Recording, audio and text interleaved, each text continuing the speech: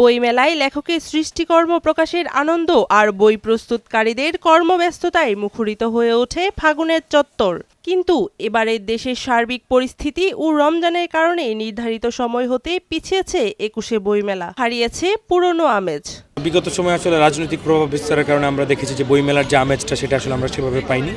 এবার আশা করেছিলাম, কিন্তু এবার আসলে এমন একটা সময়ে বইমেলাটা হলো রোজার মাসে আসলে আপনি চাইলে অনেক কিছু করা যায় না। এই বইমেলা বলেন বা আরও অন্যান্য ইভেন্ট আছে, এই ইভেন্টগুলো চাইলেই মানুষের স্বতঃস্ফূর্ত অংশগ্রহণ থাকে না। উপন্যাস বই হইতো না, এই উপন্যাস বইগুলোই তো হলে ওই উপন্যাস তো আমরা এরাও করা পারলাম না এই বছর।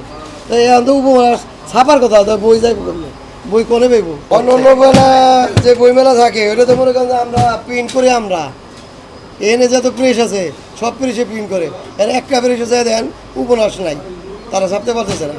আজ থেকে শুরু অমর ২১শে বইমেলা। কারিগররা প্রতিযোগিতার মাধ্যমে বাংলা বাজারের প্রকাশনীগুলোতে বই তৈরি করে উৎসব মাতাবেন, এমনটাই চিরায়ত চিত্র। ভবিষ্যৎ হোক নিরাপদ, বিনিয়োগ হোক বিশ্বস্ত, আর আমার পছন্দ সল্ট বে। ওয়েলকাম টু সল্ট বে। কিন্তু এবারের প্রেক্ষাপট ভিন্ন।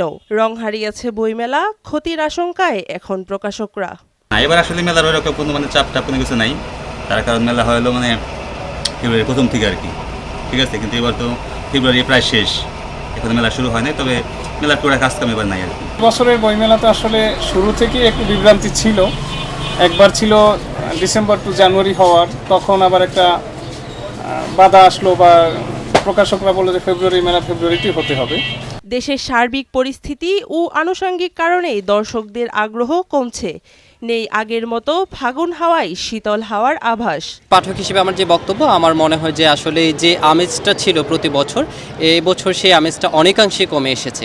কারণ প্রতি বছর আমরা যেটা দেখে থাকি যে পাঠকরা খুবই আনন্দ চিত্তে বইমেলায় যায় এবং নিজেদের পছন্দের বইগুলো কেনে এবং প্রিয়জন নিয়ে বইমেলায় যে বইমেলাটা খুবই স্বাচ্ছন্দ্যে ঘুরে এবং বইমেলা থেকে বই সংগ্রহ করে। কিন্তু এবছর যেহেতু অনেকটা দেরিতে শুরু হয়েছে, এমনকি রমজান মাসে শুরু হয়েছে, সেই ক্ষেত্রে অনেকাংশেই আমেজটা কমে গেছে বলে আমি মনে করি।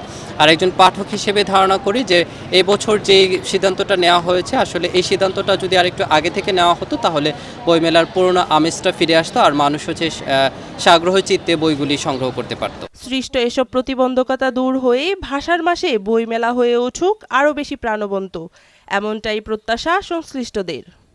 মারিয়া সামিয়া, নয়া দিগন্ত।